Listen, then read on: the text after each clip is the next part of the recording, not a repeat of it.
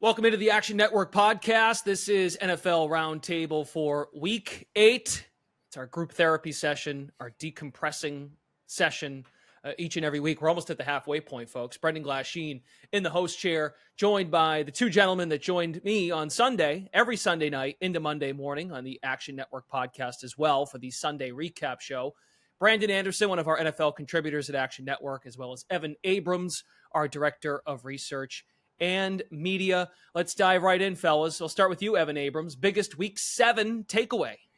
The death of home field advantage. I'm calling it road trip advantage. Every week, road teams seem to be as competent as ever. I fully believe in my handicapping life that teams also tend to perform better on the road than they do at home. At home, teams have obligations, teams have families, teams have just BS. And I always tend to kind of go the opposite of that. And even in the data, so their teams on a road trip above 500 ATS every year since 2019. Road favorites 16-2 ATS since the start of week 5. Road teams 61% ATS this season, second best through 7 weeks in the wild card era. I can go on, but to me, that just continues to be the story.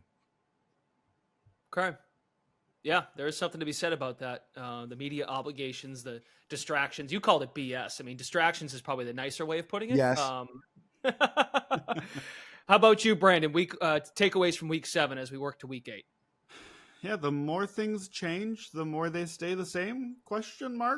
Super Bowl champs are undefeated. The Lions win. The Ravens win big. The Niners are still fourth in odds. Super Bowl and it's otherwise. The Bills win big. They're fifth in odds. Those are the top 4 teams from our Final Four last year, plus the Bills, the team that we kind of thought would be in there. That's our top 5 in Super Bowl odds. Look at the MVP odds. It's the defending MVP at the top of the odds again, Lamar Jackson. It's up against Patrick Mahomes and Josh Allen.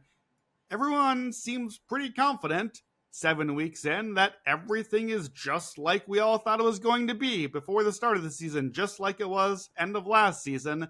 That's the Week 7 takeaway. Everything's the same. We all got everything right. What could possibly go wrong? You guys sound excited for this particular episode. Your tones. I like the sassiness in your tones here just a few days after we did the recap show. So at risk of sounding like another mainstream show, we are going to talk about the Jets as one of our first topics. But I promise these guys have looks at futures markets, awards, etc. Later on in the show. So we'll get to that. But let's do the Jets first. I'll start with Brandon since he was basically our Jets guy going into the year. Can we officially bury the 2024 New York Jets? And as you know, when we do this particular show and folks tune in, let's put a gambling perspective on it. Should they be left for dead, the Jets? Look, I think 2 things can be true. I think the Jets are not as bad as the 2-5 record makes it seem, but the Jets are in fact 2-5, and that part matters also. Sports are binary. You win or you lose. We can talk about whether you should have won or should have lost or how things were supposed to go. They're 2-5. They're not playing well. The 2 wins have come against soft, easy opponents. This actually, part of my cap why I like the Jets coming into the season is this was a soft opening schedule. This was supposed to be a chance for them to really get off on the right foot. And now they came away 2-5 from that. The run problem is the run game is a huge problem both ways. Defense cannot stop the run. Like, they're just getting plowed on the run. They can't get off the field. The defense is getting worn out. The offense is trying too hard to run. They're doing too much, but not doing it well. They're going too much through Breece Hall. Suddenly we can't get Braylon Allen on the field as good as he's been for them. Even just little things, the special teams was pretty good last year. That's fallen off below average this year. And the coaching stuff just isn't getting a whole lot better. A little more motion, a little bit better, but, the bar was pretty low. Look, I had the Aaron Rodgers MVP ticket. That's dead. We're done. Aaron Rodgers not winning MVP. Some things can be dead. I don't think this is really all on Rodgers. Certainly Rodgers has not elevated the team. Certainly I'm not giving him credit. I think he's been fine. I think he's been good enough if the team were good enough. The team's not good enough. The defense has not been good at all. The offense is not coming around. I think where I'm at is this. And now we said we're banning me from mentioning this is not Panthers Island deader than dead, because Panthers Island got so dead that we're profiting off of betting against them now and getting our money back. I don't think the Jets are that bad. I think we can still play this team week to week. I think they can still be competitive and figure some things out. They just got Devontae Adams. There's still some time. I think week to week, the Jets are still going to be a story. Certainly, we've talked about like the New York teams. One of these teams can still be competitive week to week. They're still touchdown favorites this week. I think we have to think about the big picture, the futures angle differently than the week to week thing. They're still a decent, mediocre team at least. In the big picture, they might already be dead.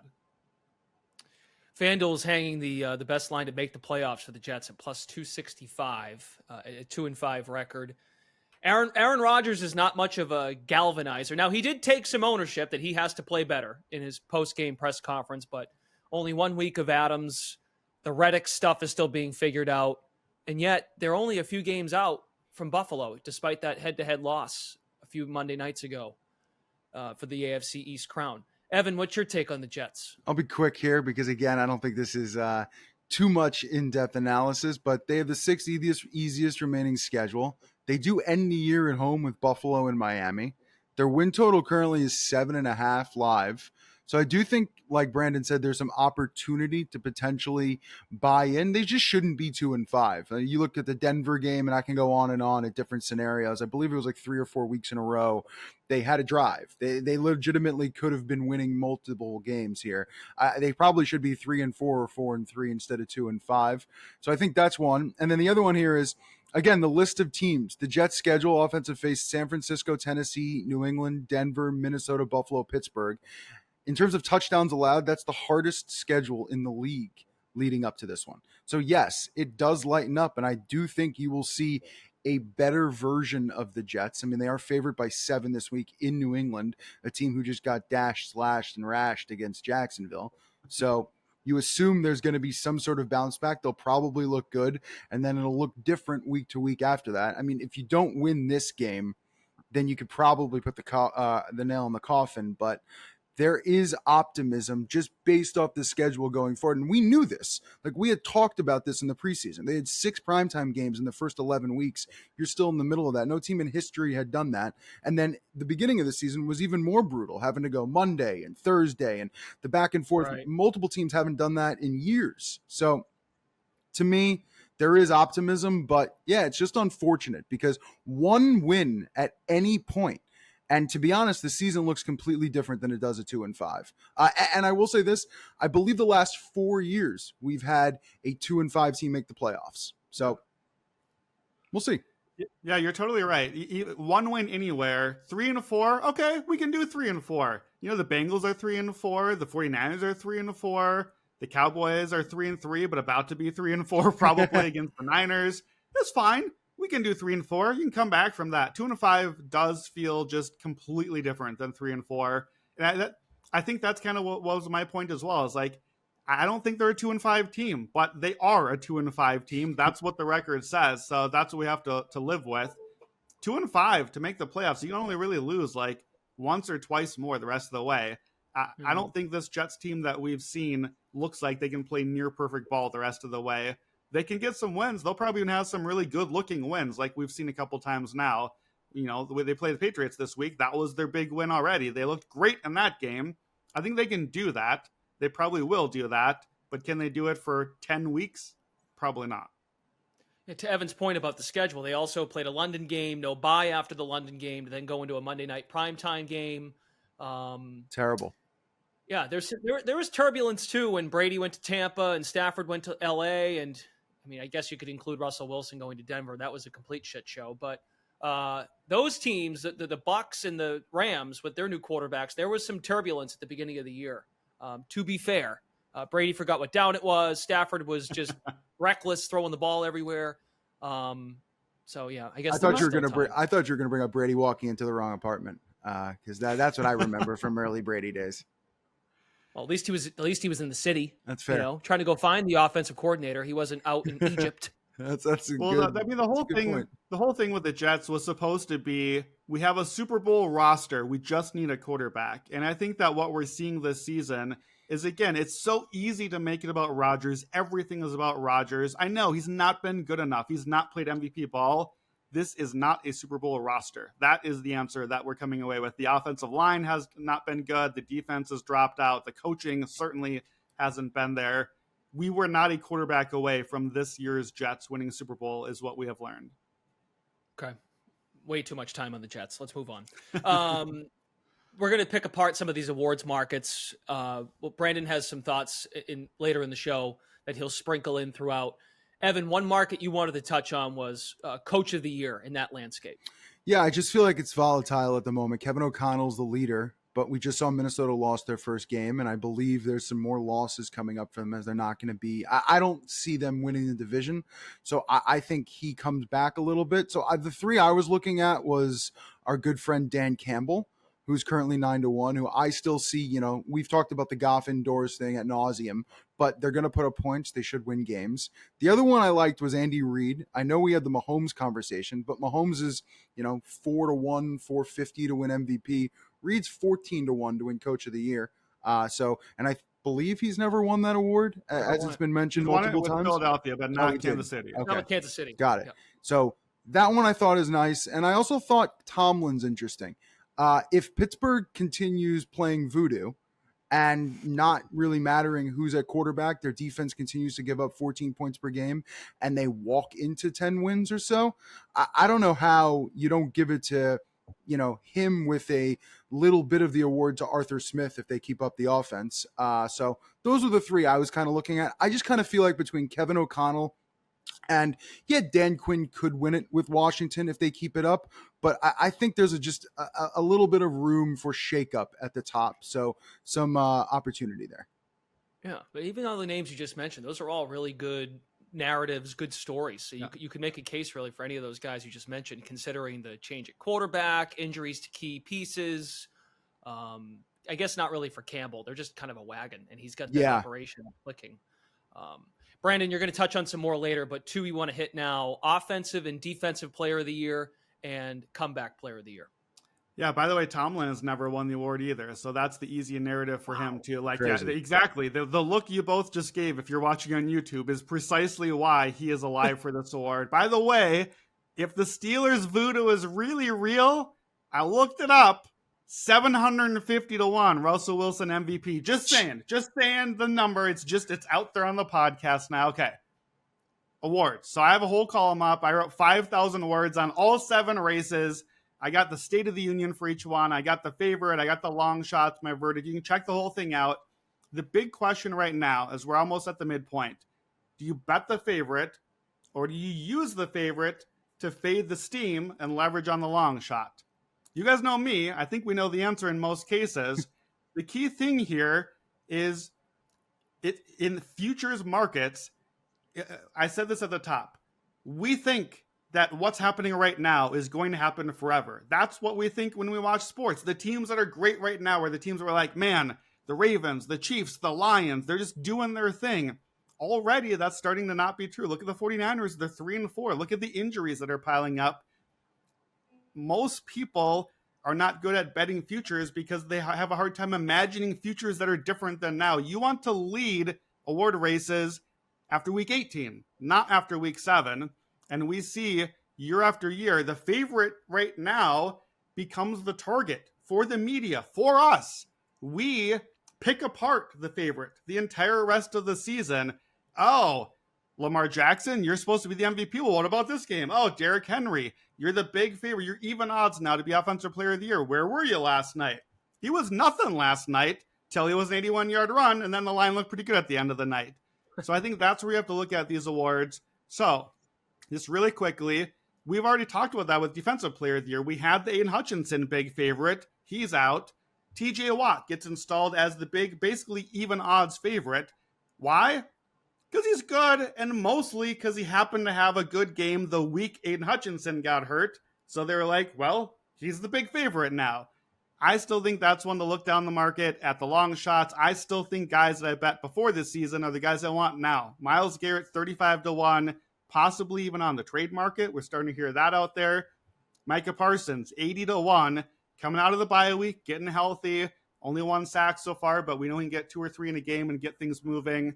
That's a place to look there. Offensive player of the year, I mentioned with Derrick Henry. He's the clear lead. I still think it's a receivers award. Jamar Chase leads the NFL in yards and touchdowns right now. He's 13-1. I don't think the Bengals can win MVP type awards because they're not winning enough games, but Offensive Player of the Year is a stats award. I like that, and a little sprinkle maybe on A.J. Brown, 100-1. Remember last year, he had a monster 6-game stretch. He's been good this year. He just missed 3 games. That's why the odds are so low. So he's going to have a hard time making that ground up. But I think that's where you look on those. And then I think Comeback Player of the Year is really interesting. Here's another one where the leader in the betting market right now, guys, have either of you looked at the Comeback Player of the Year? Do you know who is the leader, the betting favorite in Comeback Player of the Year right now? I cheated, so I know. So the answer is J.K. Dobbins. J.K. Dobbins, running back of the Chargers. Remember how we all watched the J.K. Dobbins show last night? No! Nobody remembers anything about J.K. Dobbins. This is a narrative award. Who cares about J.K. Dobbins? I'll tell you who cares about J.K. Dobbins. There's a few internet doctors out there who tell us who the injuries are. They keep telling people to bet on J.K. Dobbins, and I think that's why J.K. Dobbins is leading in the race here, because I think they're taking a lot of money on him. Only one running back ever has won Comeback Player of the Year is Garrison Hurst, like multiple decades ago. This is not a running back award. This is a quarterback award usually, or a comeback from retirement or death award. So I've got 2 for you. Joe Burrow, I just said. Narrative, you don't have to win a lot of games. 4-1, he's playing great football. He's playing MVP football on a not MVP team. I like him 4-1, much better. He's playing way better than Kirk Cousins or Aaron Rodgers. And we just changed the rules of Comeback Player of the Year to get rid of 250-1 Joe Flacco. Why? Because we're so embarrassed we didn't give the award to Damar Hamlin. Damar Hamlin is starting safety for a clear division winner. He got his 2nd interception of the season this week. He has 43 combined tackles. He's still 6-1 in the market. We all watched this dude on a football field clearly look like he was never going to play another snap if he survived the night. And he is the starting safety, a positive contributing safety for a division winner. How is that not the obvious Comeback Player of the Year? I think that's a crazy number at 6-1. I'll bet both of those together. It's like a 2-1 together. I think this is a great spot to fade the ludicrous J.K. Dobbins position. So those are my picks here.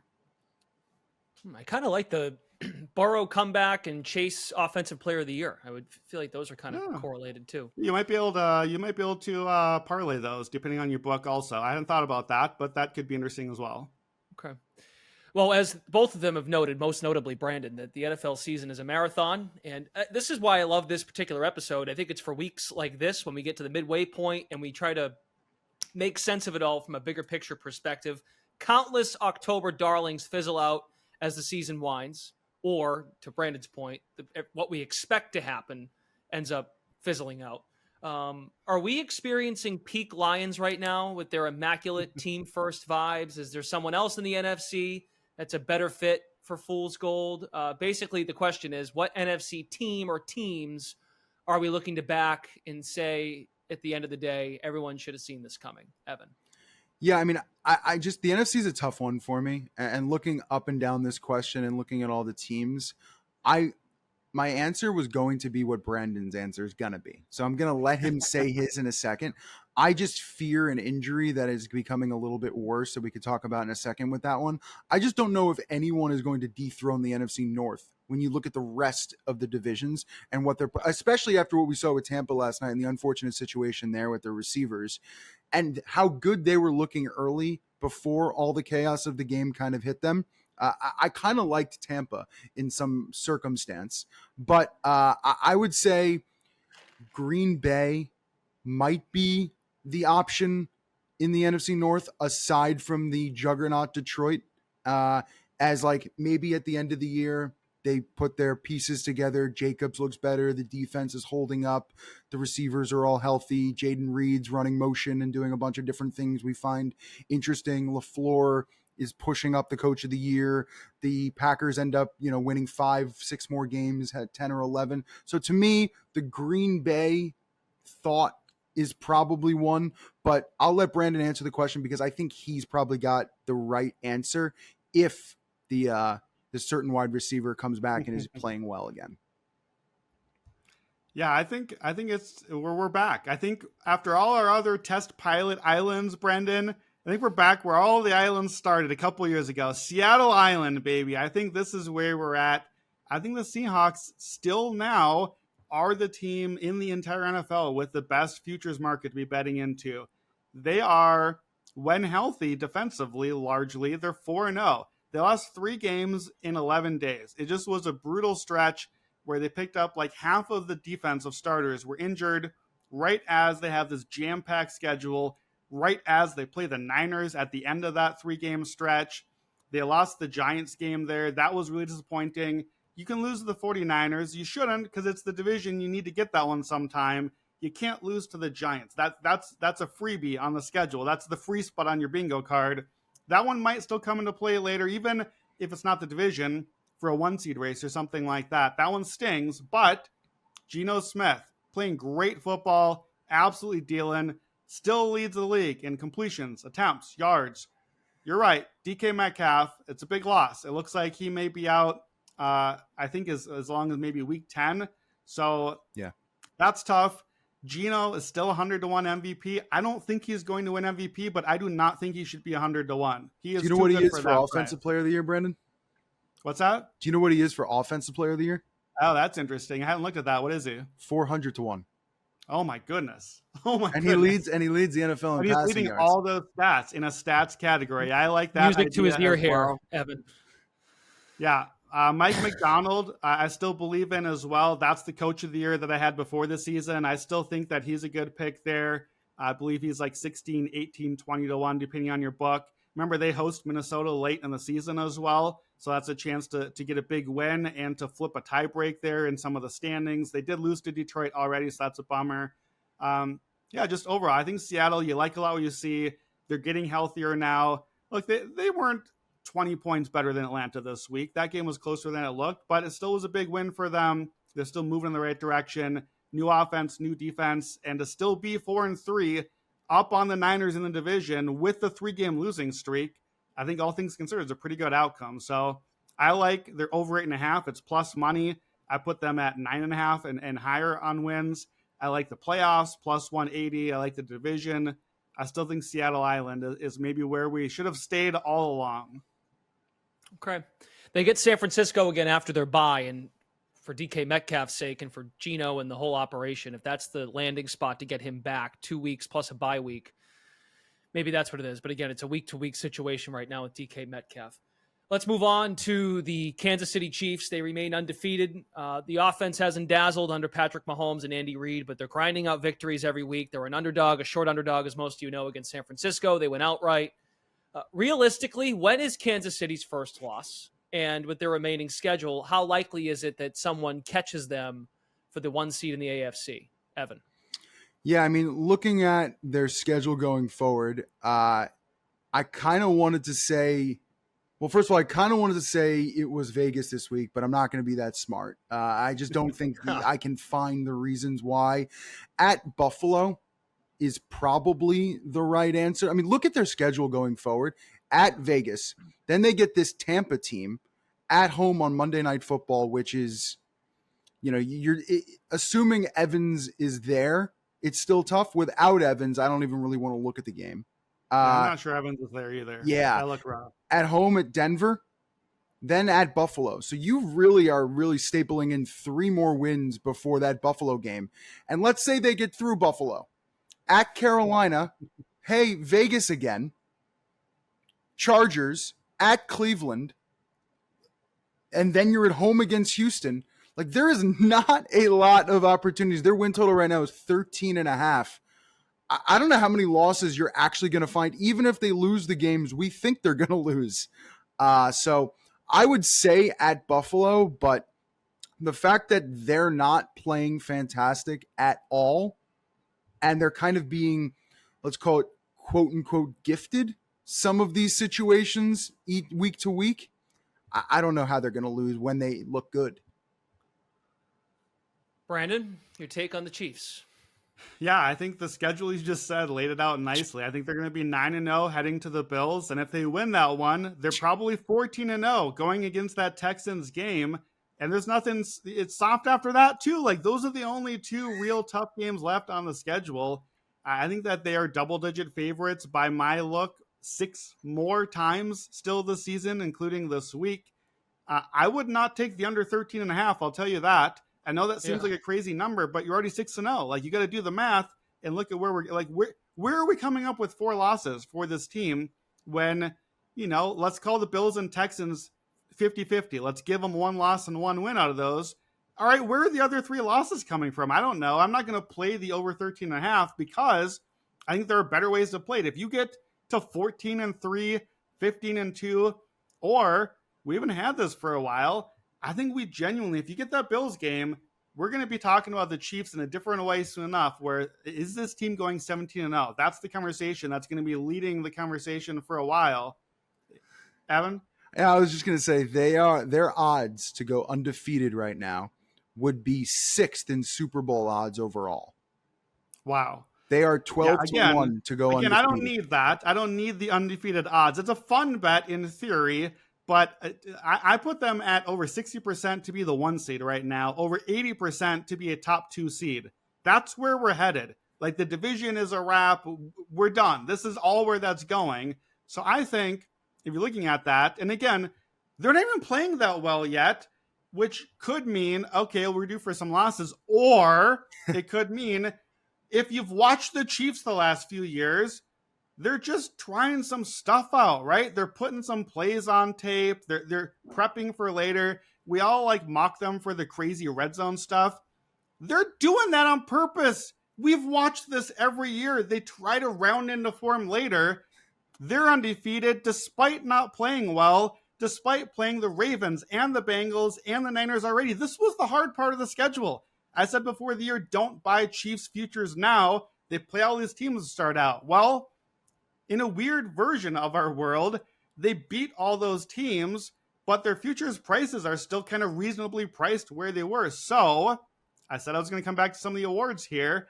Yep. I'm with you, Evan, on Andy Reid Coach of the Year. There's an 18-1 out there. If we go 15-2, 16-1, push for 17-0, our guys never won this in Kansas City. For all the things that they've done, that has to look pretty good. And I think right now is a good time to invest in Pat Mahomes, MVP. 5-1 at one of the books out there, plus 450. This was plus 200 1 day ago at some books. Then Lamar Jackson had the big game, is the rightful favorite right now, but the season doesn't end right now. You have to bet on what things are going to look like at the end of the season. Mahomes is going to have an MVP game against Josh Allen. He's going to have an MVP game against CJ Stroud. So those are showcase moments. We know how he plays in those sort of games. Well, and Russell Wilson on Christmas on Netflix. You're right. And Russell Wilson. You're very right. We know how the Christmas games go. I think actually a very sly way to bet the Chiefs is both of those. Bet Andy Reid Coach of the Year and bet Patrick Mahomes. Neither one of them feels sexy right now because the Chiefs don't feel sexy. They're kind of even boring to watch, like we talked about. They're just kind of doing the thing. But if you do the thing and keep winning games and you're 14-0 facing the Texans, we have to talk about it and we have to recognize it. And I think giving one of those guys, I would not parlay it. I don't think they both would unless they go undefeated. But I think just knowing that they're overwhelmingly the 1 seed at this point, just get both of those and figure, okay, one of the markets just won't end up having a candidate and we'll give it to the default, and Kansas City is the default now. Okay. One of the plays in that second half against San Francisco, so it was Burkhardt, Brady, and Aaron Andrews. Aaron Andrews comes out of the sideline, has an interview with Andy Reid, and he says, we got to keep, pedal to the metal. And to Brandon's point about just trying stuff out, they're up 14-6. They've been pounding the ball. That's how they close games. But one of their first plays in the second half is that deep ball down the field to Xavier Worthy. And that, to me, speaks to what you're saying. Like, let's just try this out. We need this guy by the end of the year to be a factor if we want to get to that three-peat. It's just, but like, there's no, it's methodical, but it's almost like I don't give a crap play. Like, let's just see if it works. And if it doesn't, it doesn't. And it doesn't matter. That particular play is just an example of many we could pick apart. Anyway, so there you go. 12 to Yeah, 1. I got a quick follow up. Wait, Let's go on the record with it. Let's predict the Chiefs' regular season record right now. If you had to, out of 17 games, if you had to pick a Chiefs record, are any of us picking 17-0, or what do you think, Evan? No. What's your record for the Chiefs? Quickly off the cuff, I will go 14-3. I'll say 15-2. Brendan, what do you think? Probably 14-3. I could see the Chargers game tripping them up too. They also end at Pittsburgh, at Denver in 2 games that may just not matter. So your hands might be in Carson Wentz's with a loss or 2 already. So my guy, let's go Carson Wentz. We get a Carson Wentz on the show. I'm getting the jersey. He was in the freaking game the other night too. We didn't even talk about that in the recap. They tried another razzle dazzle play with him in the game, getting cute. Another thing, just another wrinkle to drive us crazy. We'll do these last 3, but you got to be real quick with these. These are all related to the slate for Week 8. Pick one of these teams to cover. Vegas against the Chiefs, Cleveland, Tennessee. Evan. I'll go Vegas. I want the 10. I just don't see them blowing people out, and that's the difference here. Raiders play them hard. I just somehow, some way, the 10 will figure out a way. And I'm looking on the other side. I can't bet Cleveland off against Baltimore. And then Tennessee is interesting, but I just don't feel like getting in the way of the wagon with Detroit right now. So I'll go Vegas. Brandon, any of those 3?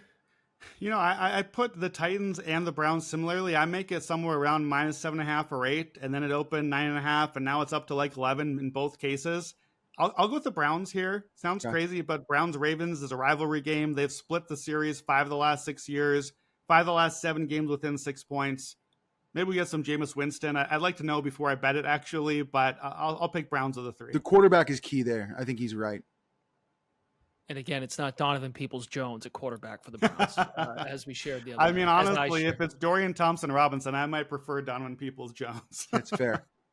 Which favorite would you be willing to lay 7 points with this week? Jets at New England, Denver against Carolina. So that would be, of course, Denver laying the points. And then the Saints the Chargers laying 7.5 at home against the Saints. Evan. I'll go Chargers in this one. I kind of like New England, so I'll pass on that one. It's hard to even grasp the fact that Bo Nix is laying 7.5 in a game right now when we've seen what we've seen out of him. But Sean Payton's figuring out a way. I just kind of don't want to go near that one. Carolina's 1-8 ATS last 9. Their only cover or win was that Raiders game that they made the quarterback switch. They feel really just dead at the moment. So I just don't want to deal with that. So I kind of like the Chargers in a bounce back. Let's just assume they, squeeze the life out of New Orleans with all their injuries, and Harbaugh kind of bounces back off the tough one last night. And the game goes under. Herbert doesn't play fantastic, but they win, and New Orleans scores like 6 points. Brandon? I think the Jets, the Patriots come back from London, no bye week, rookie quarterback, rookie coach. We saw already the Jets play the Patriots a month ago in what was a rough spot for New England on a short week there. This is another rough spot for them. And we know I love my post-London no bye week trends. The team playing them usually goes over their team total. The team coming back from London usually goes under theirs. And the main thing, 13 out of 15, I believe now, have tied or trailed in the fourth quarter. So that's the Patriots tied or trailing. So I just think this game matters more for the Jets. They got more at stake here. They care too. This is a team that had not won in New England until last year, since 2006. So they're going to want to make sure to get this game. Like we said, 2-5 is pretty terrible. 3-5, we'll see. Maybe we can get a win and go from there. Okay. All right. I think that's all the time we have. We did plenty of futures talk earlier. Making or missing playoffs. Evan was going to talk about Tampa. That's a pick 'em price now. That price is gone. And Brandon's picking Seattle to make the playoffs, which is pretty obvious. Or he may have had someone else, but that's all the time we have. Be sure to read Brandon's article at Action Network that was published first thing on this Tuesday morning. NFL Power Rankings for Award Futures. That has a nice breakdown, written version. You can take your time and read through that. Brandon is back Friday morning, first thing, for NFL Best Bets for Week 8, so stay tuned for that. And then the 3 of us reunite on Sunday night for the Week 8 recap episode. For Brandon Anderson, Evan Abrams, Brendan Glasheen, thanks for tuning in to NFL Roundtable Week 8 here on the Action Network podcast.